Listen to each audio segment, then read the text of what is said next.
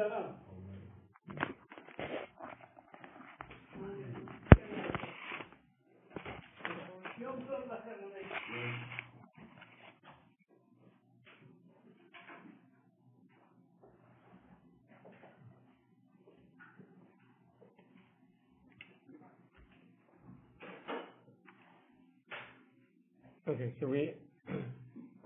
so we started this base yesterday. We're on page 47. Page 47. Siman Tov Kuf Nun Aleph this base. So we read again the Shulchan Aruch at the beginning of this base. We saw the first MISHNA Berura. Merosh Chodesh ad Ataynis Mamatim b'Maso u'b'Maso. So from Rosh Chodesh Avam, during the 9 days, from Rosh Chodesh till Tisha B'Av, one should not do Masa b'Maso, buying and selling. We saw the MISHNA Berura said that the minhag is that if it's Kedei Panos Osenu, then it's okay. Anything which is for Panos, which is necessary, is okay. It's only if it's a Matan Shal Simcha, extra things, luxury items that one doesn't need, which is just to make life easier and more comfortable, those things we don't buy during the 9 days. So anything which is necessary for living, a fridge breaks or something and one needs it. Right, and unless if it's done for Simcha. For Simcha it's no good. If it's for Simcha, we're going to see in the next MISHNA Berura when he talks about Binish Shal Simcha, if it's Laharvocha Ba'alma, that's the same as Shal Simcha. So if it's just some extra things which make it, make luxury items which are not necessary for living, but just make it comfortable and enjoyable, those are included in a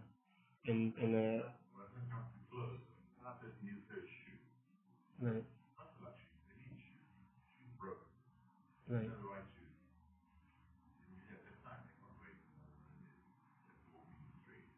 If he hasn't got right, if it's not a luxury item, then he hasn't got shoes. He can buy shoes.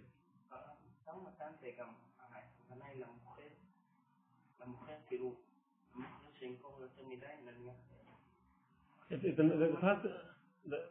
person who's selling it, he's selling for his panos, he's allowed to sell.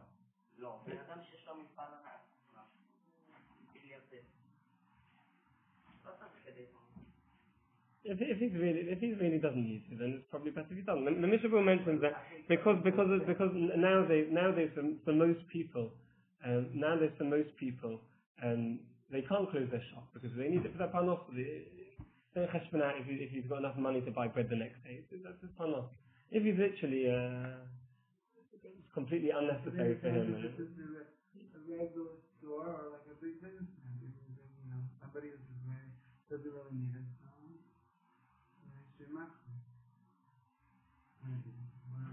It could also affect his panos if he closes it for his business. So yeah, could also be panos. The main thing the person says is not to buy luxury items which are just for having pleasure. Those things one shouldn't buy. Okay, let's continue. The B'Binyan Shal Simcha. Also, one should not do building. Also, if it's the same definition of Agdora. If it's for Simcha, if it's for adding pleasure, to go ben Beis Chasus if no B'Binyan Shal Tzir V'Kiyah. He's just decorating his house just to make it again more beautiful. Not talking about where he needs the house to live in, where there's been a leak and the ceiling's fallen through. All those things he can fix. So it's just some decorating the house, or doing extending the house, doing renovations just to make it more comfortable and more enjoyable. Those things he should not do during the 9 days. Same thing with a garden. He's planting nice plants and flowers in his garden to make it feel more beautiful. That he may not do during the 9 days. Then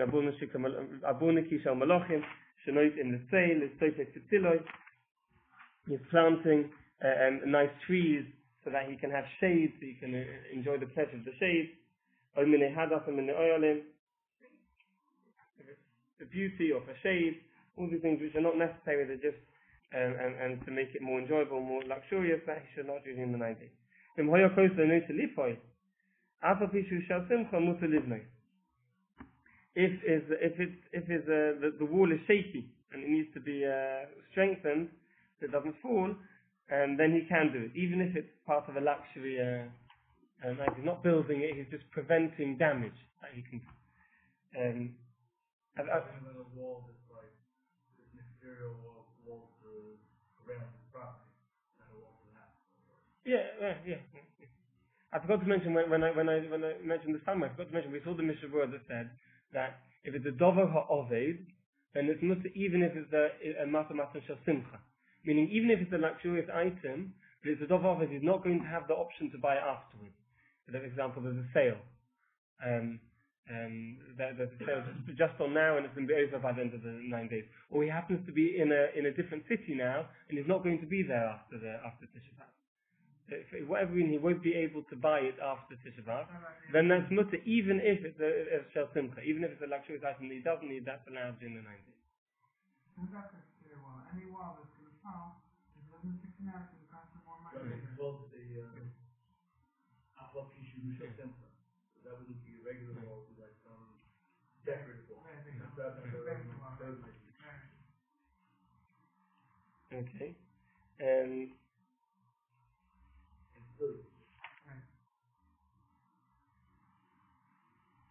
Okay.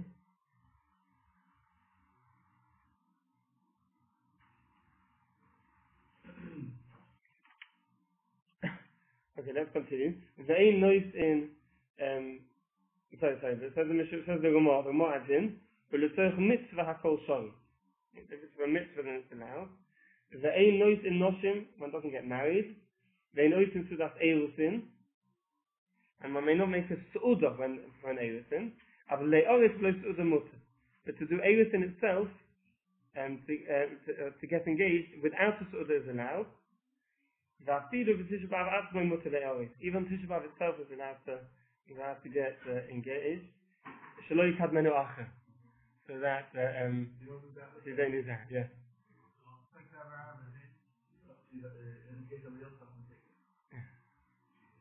That's right. So even though everything brings simcha, it's a notable exception to these halachas because yeah. We just said that there's a double oven. So now if you're getting married right after Tisha B'Av, so that week should help us lots of to take care of. Right. So it's not a problem. This is also mitzvah of the husband of the afterwards. Husband stuff you can't have right. Before Tisha B'Av. Right. But all the preparations, if you don't do it now, you're not going to have a wedding 2 days after Tisha B'Av. If it's a davar of it, but we said it is a melacha-creative simple thing for a chasna, and therefore one should try and avoid doing it during the 9 days. But if it's davar, if one can't do it afterwards, then we'll be able to. But preferably one should avoid it. The chasna is 2 weeks later, then one should preferably and do it after, try and do what one can before. So what does it mean with the sources-mekorot kosher? If it's a sources-mekorot, like the chakira, you can. Like you mentioned, if you you're saying the chakira, no, but we saw you said clearly that torah-study is called sources-mekorot. Right. We saw that in Tzidkoton Yud Aleph. The torah-study is called. You don't think it sounds good. You don't think it has been. Can I get it all done after Tisha B'Av for the chasna? Sounds a sources-mekorot. It's not after the parents. He says if you don't have basic kashrut, so it can't be that you don't have the option to do it later. Right. That's what I think. Okay. What's the source of this? Yeah. It's like the time is not so that like.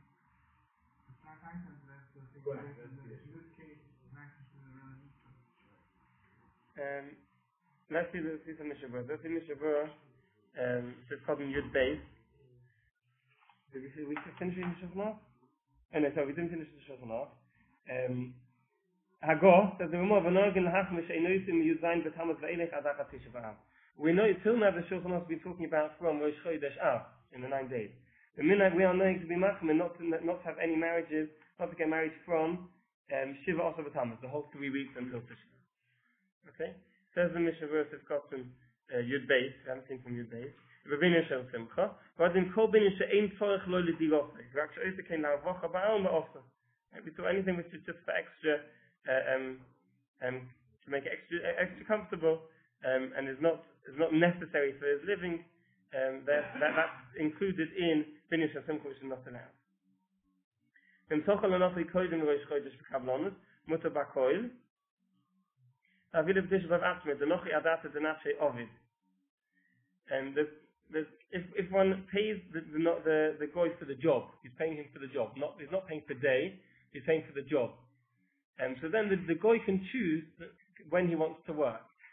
So therefore, if he's working during the 9 days, it's not your problem. You're not the one who's asking to work. You want him to finish a certain job, and he chose on his own accord to do it during the 9 days. So that's okay. Even if he works on Tisha B'Av, that's okay. Or if he's decorating the house, the same thing. If you're paying him for the job rather than per day or per hour, then that's okay. Because however, preferably a bracha will fall on the person who, even in such case, would pay a little bit of money to the kablan to ask him to push off his work until after the 9 days. Isn't there an issue here in our science? Maybe you specifically asked him to do it. So in Hilchah Shabbos we see the same chiluk, and there's only a problem Maris Ayin. It is a job which is generally done by paid per hour or per day, and you're doing something against what the general public do. Then there's an issue of Maris Ayin. But if it's an accepted practice, then it's no more. The Beis HaKnesses must to have a mitzvah the rabbim, and this is the Beis HaKnesses to build a shul. That's the mitzvah the rabbim. That's allowed. The wall is the shaky wall.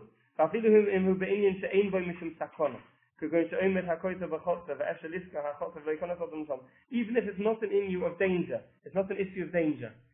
He can close off the area so no one can get hurt by the wall. It's not a danger issue. It's just an issue of can affect his money. The wall's going to fall down. The fall down is going to be even more expensive to fix. You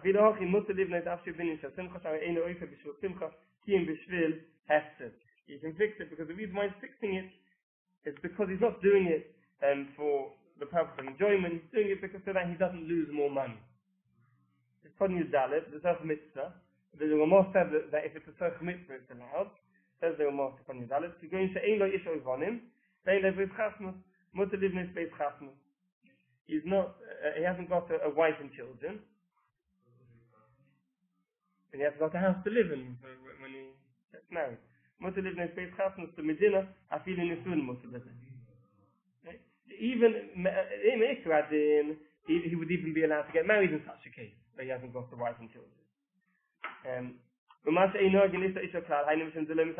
reason why we don't get married, even someone who hasn't got a wife, he doesn't get married because there's bad muzzles in one house. Therefore, one doesn't get married. However, the Alkin Mutter is Beis Chasmus, or Lasses Begotten Kadoshim the Tzorch Nesuin Shiyeh Achat Tisha. But in this case where has not been married, he's not got children, therefore it's a Tzorch Mitzvah. He can build a house for this purpose, or buy clothes for this purpose. For a marriage is going to be Shiyeh Achat Tisha. However, someone who has fulfilled Pura V'Rivya is allowed in all this. So, so as you mentioned, if he's getting married after Tisha B'Av, and he needs to buy clothes, he needs to buy tzorch, so it would be allowed. Sorry? I always think this concept means wedding hall. Oh, the wedding hall is down. Yeah, so how's he going to live? Yeah. So if we're talking about his Kiyam Purivya, the second marriage. Yeah. Mekayim, and this is his second marriage. Mm-hmm. So he just forces second if you went Mekayim.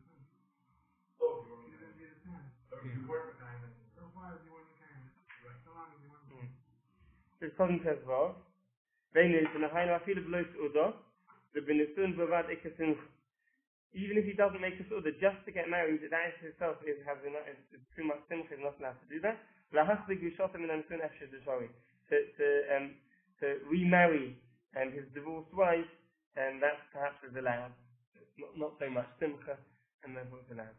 The Eirusin below suda leka simcha, Eirusin without I'm translating Eirusin getting engaged. Strictly speaking, Eirusin is the kiddushin, and he gives over the tabah, right? And Nisuin is the chuppah. We do both of them together, Eirusin together, and for all intents and purposes, we're going to see in a minute, getting engaged is the same as the Eirusin in terms of halacha, in terms of this halacha here. shemoneh-esrei. I'm translating as getting engaged, even though strictly speaking it's not correct. And the Eirusin below Su'uda leka simcha kolkach, just the Eirusin that get engaged without the Su'uda is not so much simcha. Because you came to Musa his kasha b'ksivas Tanoim, to write the Tanoim, that's definitely allowed. And the common Su'uda also allows these aspects in there, while may not make a Su'uda, even without dancing. Also allows this even on Shabbos, one may not make a Su'uda.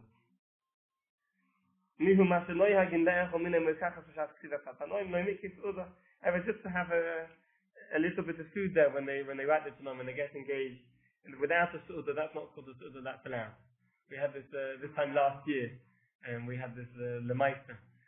My brother-in-law got engaged, and they made the l'chaim 2 hours before Tisha B'Av. If you can get engaged, and just a bit of cake that's not called a su'udah, that's allowed. It says as long as it's not called the su'udah. That's not called the su'udah. Wine, okay. Wine for sure not.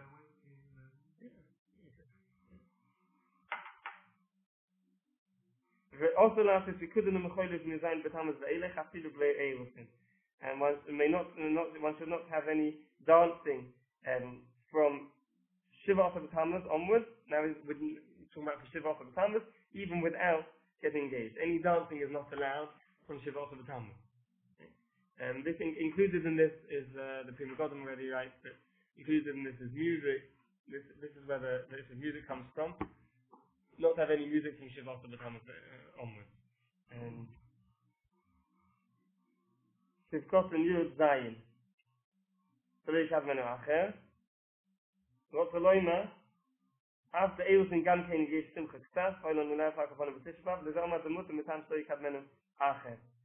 Even though Eirusin does involve Simcha, and it should really be also at least on Tisha B'Av, but seeing as we have the issue that perhaps someone else will have his potential wife, therefore he's allowed to get engaged even on Tisha B'Av.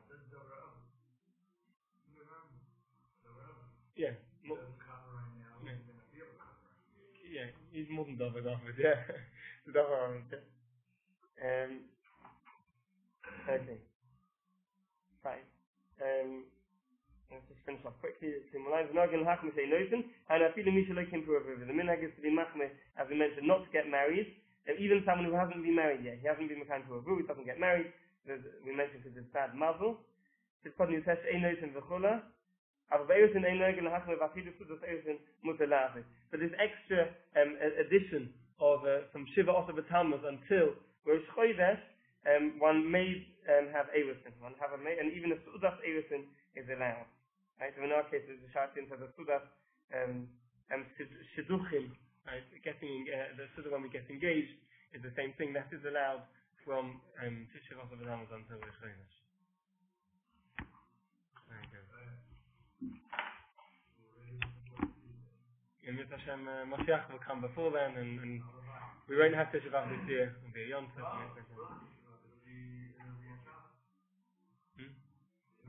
It'll be a Yom Tov, yeah.